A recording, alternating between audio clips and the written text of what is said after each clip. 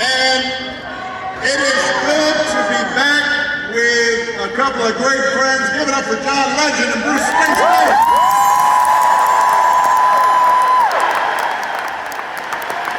There's a reason why those guys are headlines. They are tough acts to follow. I was going to come up here and sing a little with them.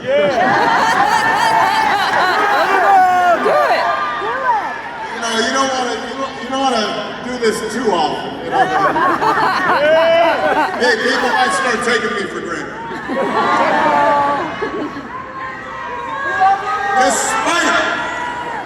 Despite how hard it is to follow them, I'm going to do my best. Because I am here for a very important reason. To ask you to vote.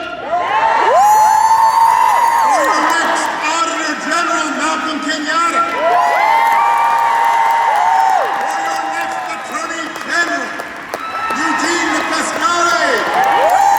For your next State Treasurer, Aaron McClellan. For the Speaker of the Pennsylvania House, Joanna McClellan.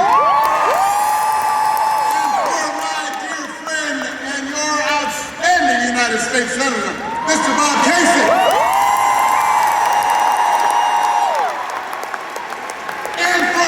President of the United States, Kamala Harris.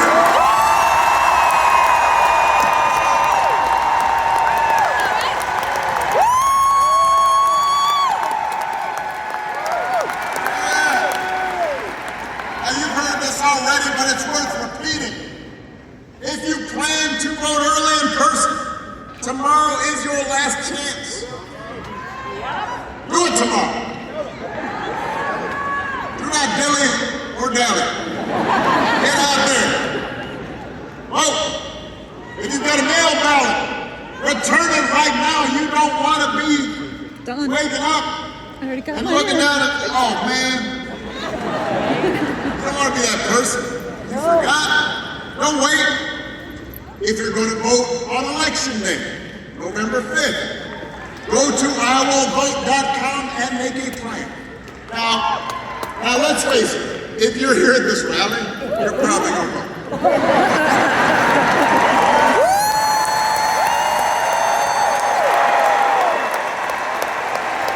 I am preaching to the proverbial fire right here.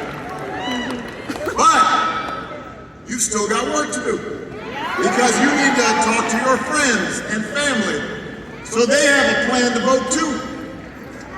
Because together we have a chance to choose a new generation of leadership in this country. Better and stronger and fairer and more hopeful America. Now, we know this election is going to be tight.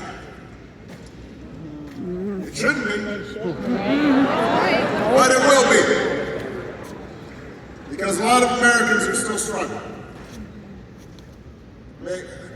We have been through a lot over the last few years. A historic pandemic that wreaked havoc on communities and businesses. And then disruptions from the pandemic caused price hikes. And that put a strain on family budgets. And people started feeling like no matter how hard they worked, they were just treading water. So I get why people might want to shake things up. I understand that. What I cannot understand is why anyone would think that Donald Trump will shake things up in a way that is good for you. Because there is absolutely no evidence that this man thinks about anybody but himself.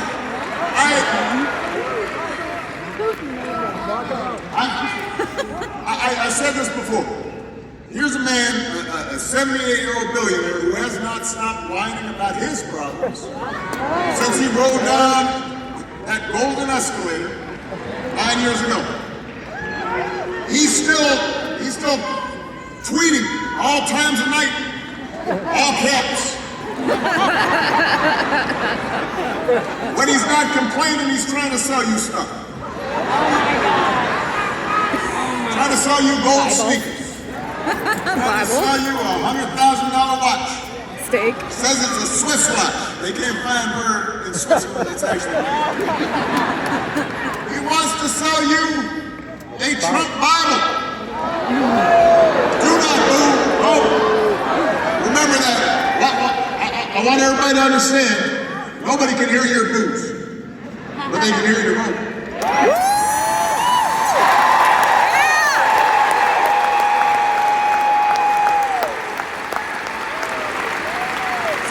He wants you to buy the Word of God, Donald Trump edition. Got his name right there next to Matthew and Luke. Couldn't recite a verse, but he'll sell you that Bible. And guess what it's made? China. Made in China. You're Mr. Tough guy on China. Except when you can make a few bucks. You cannot make this stuff up. No? If it was on Saturday Night Live,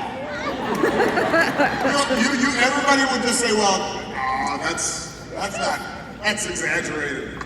It's not, he's doing it. And the reason he's doing it is because that's what he cares about. His ego, his money, his status. He is not thinking about you. Donald Trump sees power as nothing more than a means to his ends. He wants the middle class to pay the price for another huge tax cut that would mostly help him and his country club buddies.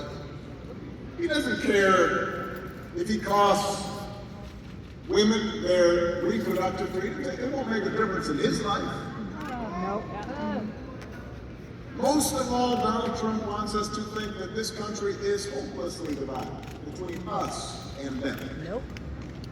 Between the, quote, real Americans who support him, of course, and the outsiders who don't. The enemies within. Because, what did I say about voting?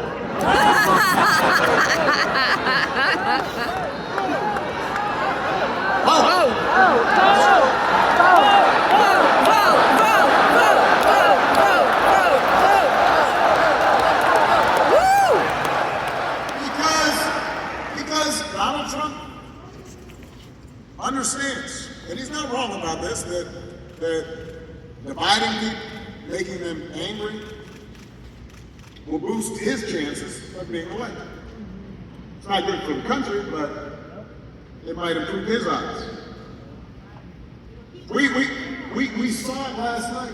Yep. I know nobody's going to do that. All you're going to do is vote. Hold on a second. So the man holds this big rally at Madison Square Garden. And the warm-up speakers were saying the most, we're trotting out and peddling the most racist, sexist, bigoted stereotypes. One guy called Puerto Rico, quote, an island of garbage. Now, vote.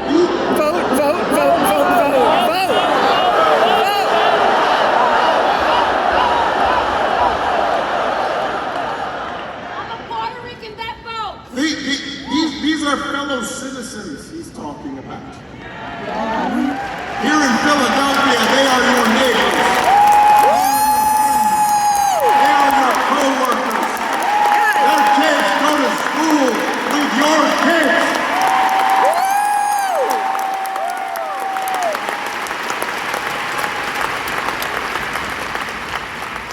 These are Americans. Yeah. Citizens. They're people. And that is the reason why this election should not be close. It should be clear. Here's a good rule. If somebody does not respect you, if somebody does not see you as fellow citizens with equal claims to opportunity, to the pursuit of happiness, to the American dream, you should not vote for them.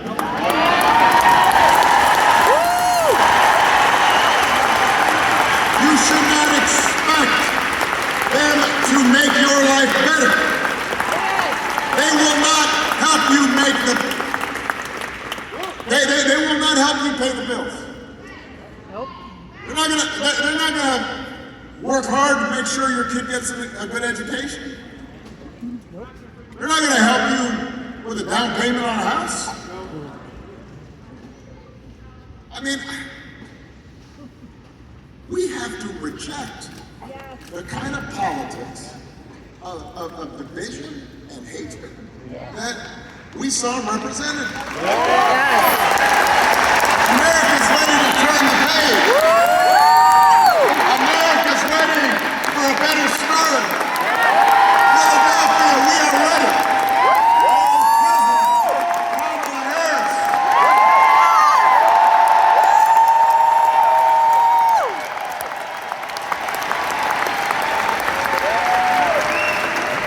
And the good news is Kamala Harris is ready for the job. This is a leader who has spent her life fighting on behalf of people who need a voice and need a champion. Kamala wasn't born into privilege.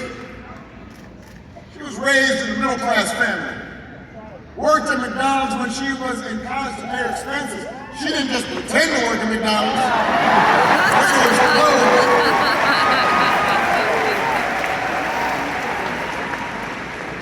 She actually cares what people are going through. As the oldest child, she saw how the world would sometimes treat her mom. Single mother. 5 foot tall, brown woman with an accent. And she'd watch how her mom never lost her cool. She'd call Kamala, her baby sister over, and say, don't complain about injustice. Do something about it. And that's what Kamala did.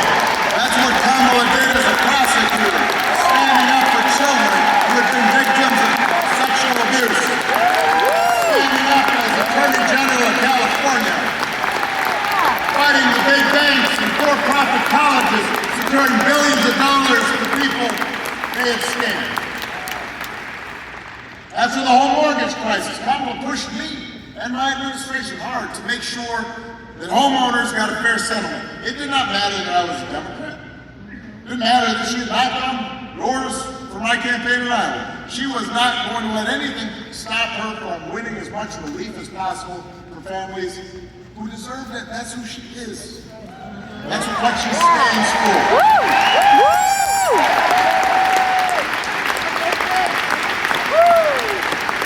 You may not agree with every decision she makes. You didn't agree with every decision I made. You didn't. But you won't find somebody who you agree with on everything. Here's one thing you have to think about, and that you can count on with Kamala. If you elect Kamala Harris, she will see you. She will hear you. She will have your back every single day.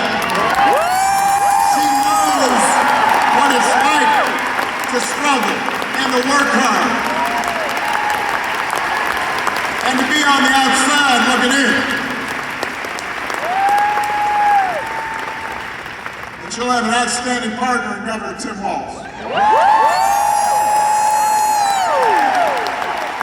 I love that dude. I mean, he's a veteran, he's a teacher, he's a coach. He's a marksman, a hunter, been a great governor. Yes. I'm a dad. I found out a while back he can even take a vintage truck apart and then put it back together again. Which made me wonder, do you think Donald Trump can do that?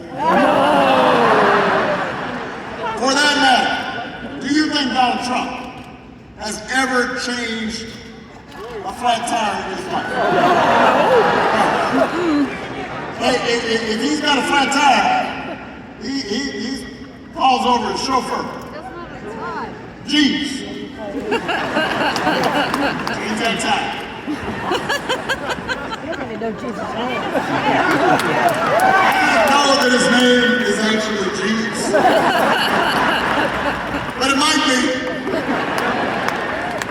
fake English accent?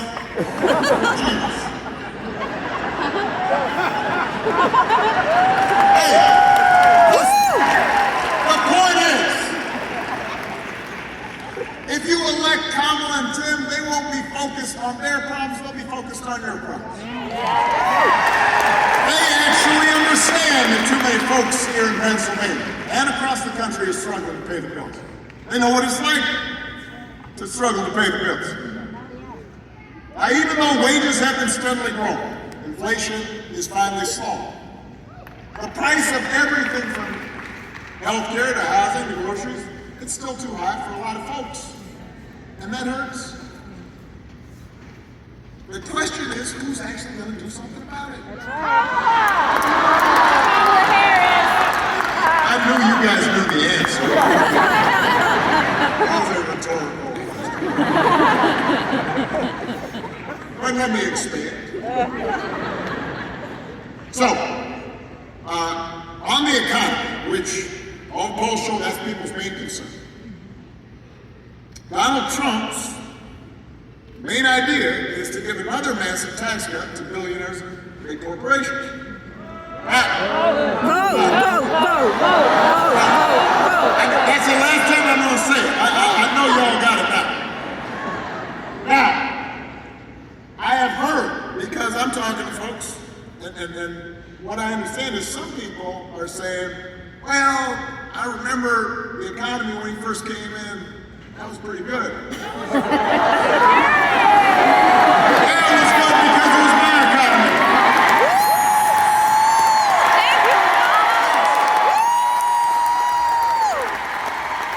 I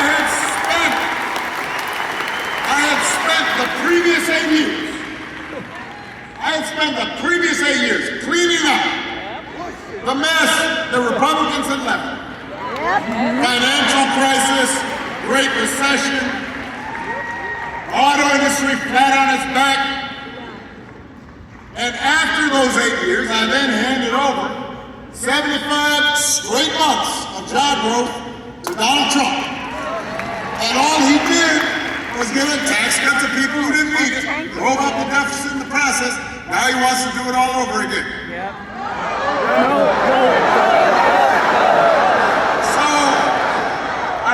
So that's on the economy. People have this weird pre-COVID memory, as if somehow he did something. He didn't do nothing. The other thing that I hear is Donald Trump sent me a check during the pandemic.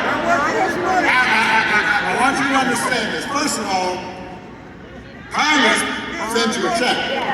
Democrats and Republicans, in the midst of a crisis, passed a law so that people could absorb not working during COVID. And, by the way, Joe Biden also sent you a check during the pandemic. Just like I gave people financial relief during the Great Recession. The difference is Joe Biden and I didn't put our names on the check. Because it wasn't about feeding our egos or advancing our politics. It was about helping people out during a tough time. So, don't be fooled. I'm serious, because I've heard this a bunch of times. I got a check. We have two. Yeah. Big dummy. Don't be fooled into thinking that somehow that was something special. Nope. Do not fall for that okey doke. Nope. Do not be bamboozled. Don't be hoodwinked. And don't get fooled when he talks about healthcare either. Oh my gosh. If you ask Donald Trump, what's his idea to make healthcare more affordable? It's a concept. He's got one answer, which is, well, we're going to replace Obamacare, Affordable Care. He's not actually sure why it should be replaced, except for the fact that I did it. Right. I have space in his head. Thank you.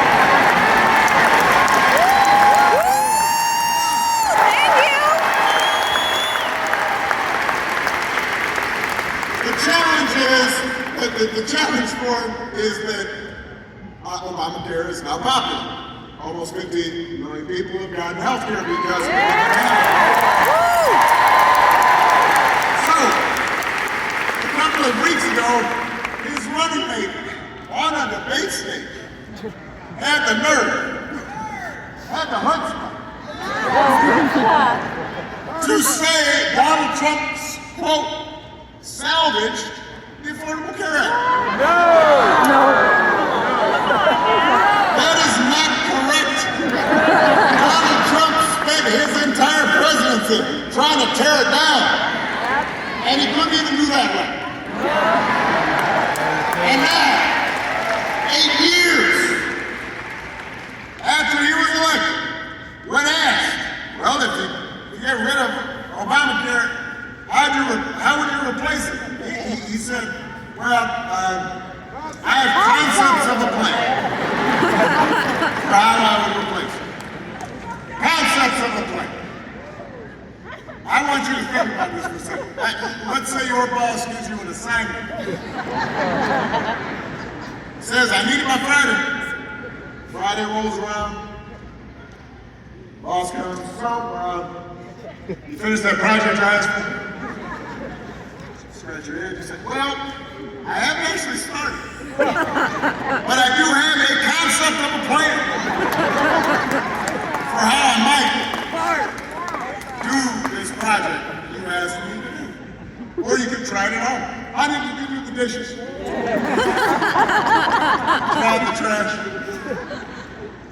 No, but I do have a concept. Right after this game's over. How's that gonna go? If it wouldn't work for you, why should it work for the President of the United States? It should. Which is why Kamala Harris doesn't have concepts of a plan. She's got actual plans to make her life.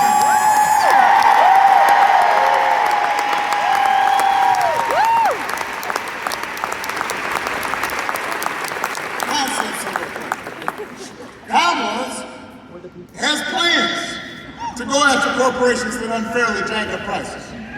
She has plans to make it easier for you to build and buy a home. She's got plans to limit out-of-pocket health care costs. She's got a plan to give a tax cut to 100 million middle-class and working Americans. If Congress passes a bill to restore the reproductive freedom that women had for nearly 50 years, Kamala Harris will sign it into law.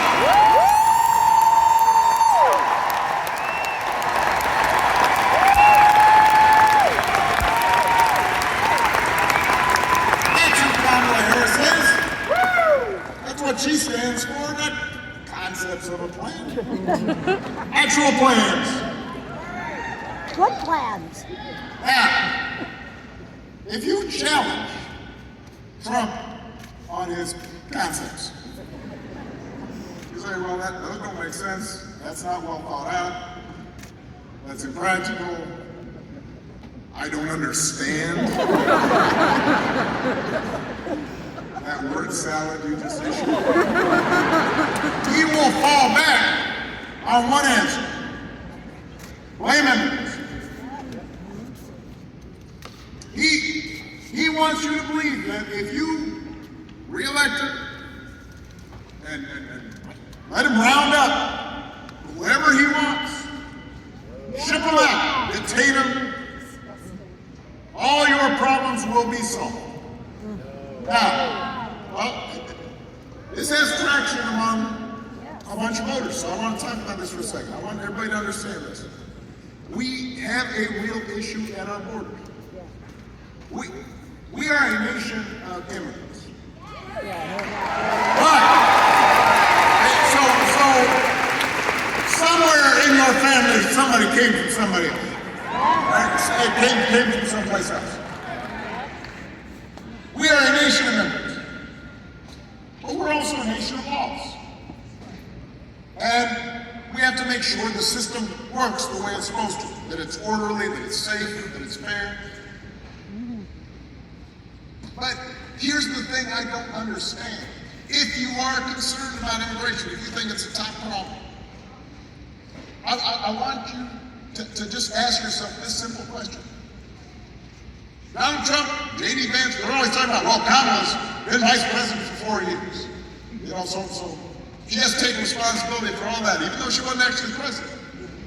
Well, wasn't Donald Trump president for 4 years? Somehow that's conveniently forgotten.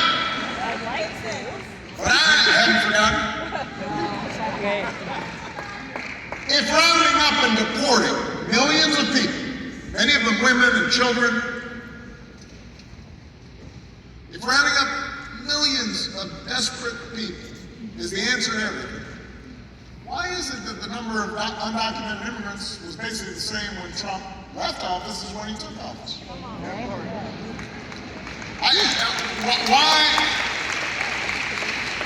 Why didn't he solve this problem when he was in office? Well, I'll tell you why. Because he did not have a real plan.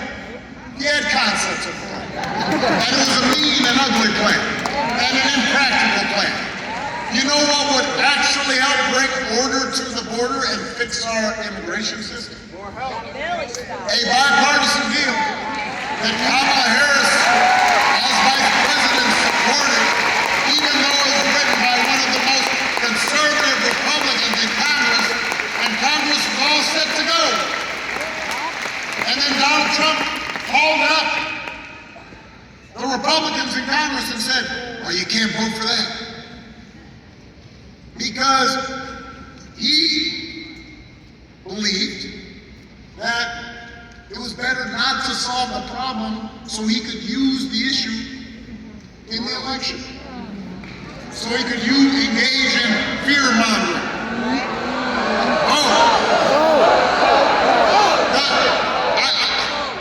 We do not need a president who will make problems worse just to make his politics better. We need a president who actually cares about solving problems, not exploiting problems, about making your life better, not just making you angry and resentful. We need somebody like Kamala Harris who will be focused on doing the right thing, rolling up her sleeves, getting stuff done. And to help her do it, she's going to need a Senate full of public servants like Bob Casey.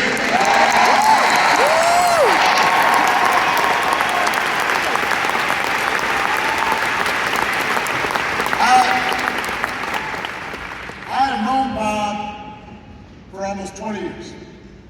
I know his wife. I have watched his gorgeous daughters grow up. Now he's a grandpa.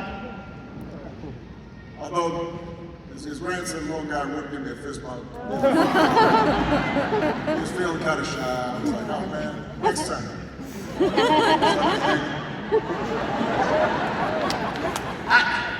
I can tell you this. I love this entire family, and I can tell you, there is nobody who is more humble, more honest, more rooted in his community, more dedicated to this great state than Bob Casey. All that God cares about is doing the job and looking after the people he was elected to serve. And that's the kind of person we need to send back to Washington. Yep. We need public servants like that. He's the kind of person who's going to help Kamala get stuff done. Yep. Leaders who share our values and will move this country forward. Now, in these closing days, because remember, y'all are required. But we need to reach the unconvinced.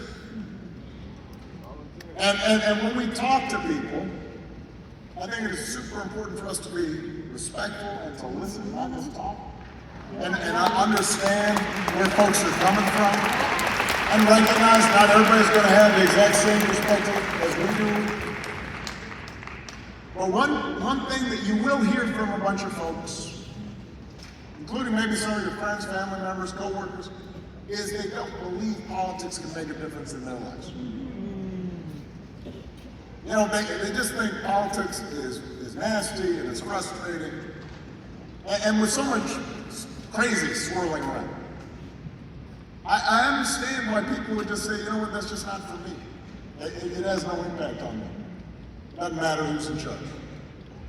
And that's why whenever I talk to people who are frustrated or disillusioned or cynical about politics, I don't try to sell them the moon. I'm honest with them. Politics is not going to solve all your problems. It won't. Whoever's in there as president, it's not going to change everything. It's not going to eliminate poverty. No matter how well-meaning the president might be, it's not going to get rid of all racism. You'll still get frustrated with your boss. Your kids, especially if they're teenagers, they'll still act up. People you love may still get sick. Politics is not a cure-all. But your vote matters because government, a president, a senator, they can make your life a little better or a little worse. And that little better adds up. And that little worse adds up too. So when I was president, we didn't solve all the problems with our healthcare system. But 50 million people who got healthcare who didn't have it, their lives were better. You know somebody who has healthcare because of that law. More than 50 million people with pre-existing conditions can no longer be denied coverage or charged more. That made a real difference to them.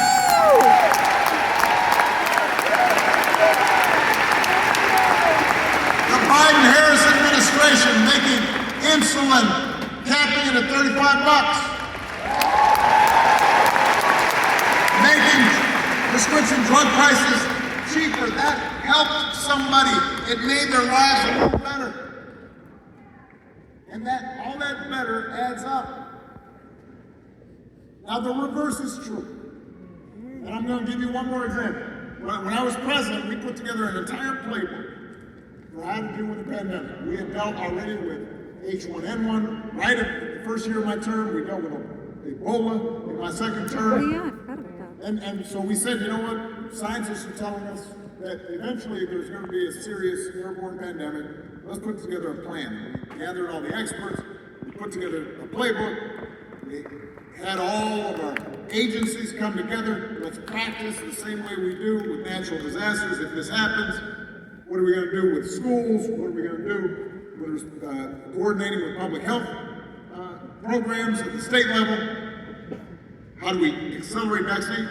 We had all this all set up. And so I presented it. Just like I did those 75 straight months of job growth to Donald Trump. I said, here. You know? And apparently, that was dumped in the trash. 3 years later, a pandemic hits. Now, I want to be fair about this. No matter who was president, this pandemic was going to be a massive crisis. People were going to get sick. People were going to die. There were going to be businesses shut down, travel restrictions. I mean, this was a once in 100 years pandemic. But if you look at a country like Canada, their per capita death rate was 60% lower than the United States. Now, I want you to do the math. Over 1 million people died during the pandemic here in the United States. On COVID. 60% of that number is 600,000 people. That's people's grandparents, parents, co-workers, friends. There are people in this auditorium who were affected by that. Some of those folks would be here if we had had a competent response.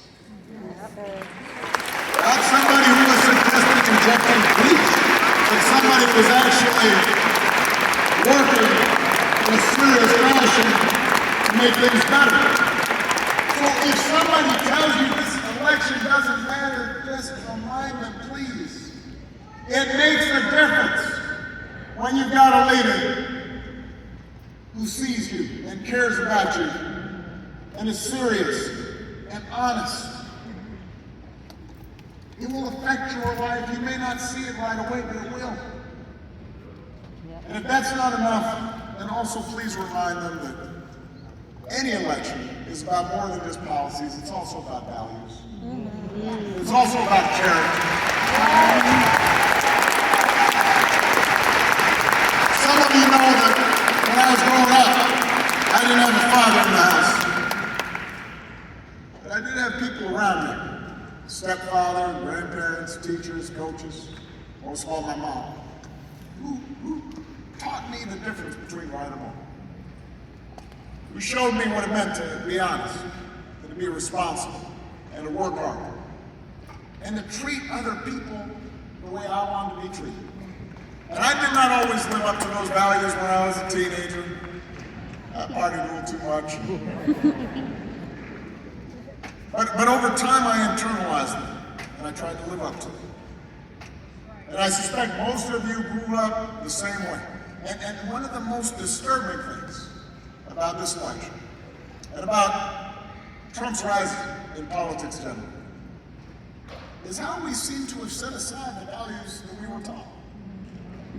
I mean, a few weeks ago, we had one of the deadliest hurricanes in American history. And while President Biden and Vice President Harris were in some of the communities that were affected, meeting with local officials, comforting families, Donald Trump and his running mate were out there circulating stories about how the Biden administration was withholding aid and giving it to undocumented immigrants and not giving it to Republican counties. Even Republicans on the ground said it was a bald-faced lie. And my question is, when did that become okay? No matter where you stand on the issue, why would you go along with that? If your co-workers acted like that, they would not be your co-workers for very long. If you had a family member who acted like that, you would still love them, but you would not trust or put them in charge of anything. And yet, time and again, when Donald Trump lies or cheats or shows utter disregard for our Constitution, when he calls service members who died in battle losers and suckers, when he calls fellow citizens vermin, people make excuses for it, and I see it. I mean, okay, if you're a Christian and you care deeply about the abortion issue, I understand that, but does that mean you'll support somebody who seems to violate pretty much every precept of the Ten Commandments? If you are a service member and you're somewhat conservative and you're used to voting Republican, I can understand it, but somebody who genuinely does not believe in duty and honor and does not understand why anybody would sacrifice themselves on behalf of their country, why would you do that? If you're a Muslim American and you're upset about what's happening in the Middle East, why would you put your faith in somebody who passed a Muslim ban and repeatedly suggested that somehow you weren't part of our American community?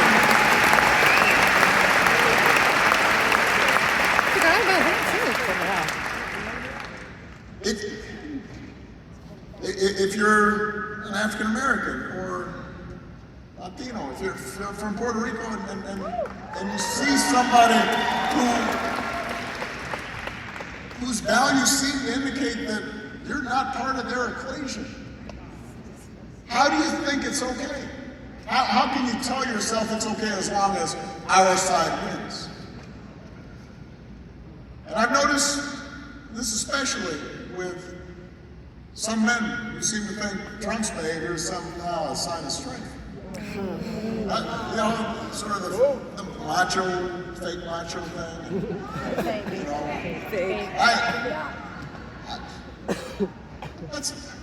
I'm here to tell you that's not what real strength is. It never has been. Real strength's about working hard. Real strength's about taking responsibility. Real strength is about telling the truth, even when it's inconvenient. Real strength is about being confident enough to treat everybody with dignity and respect. Real strength is about helping people who need it and standing up for those who can't always stand up for themselves. That is what we should want in our daughters and our sons, and that is what I want to see in the next president of the United States of America.